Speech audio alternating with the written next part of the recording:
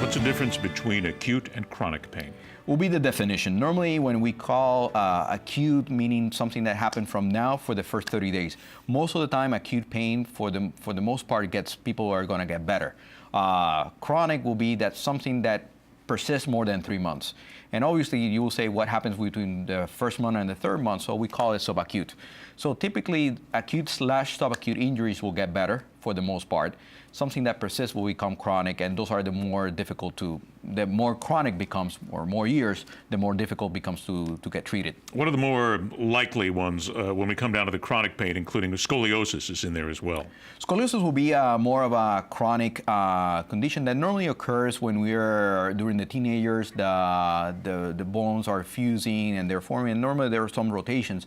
So normally when you get into the 18 years old, 19, when you're done with puberty, normally the bones, they fuse, and pretty much that's what you get developed from scoliosis. Unless down the road people develop degenerative scoliosis, which means that scoliosis that develops after the 70s and 80s, when the joints, they become a little more lax, and there's chances for slipping and causing some rotation. And the difference in the rest?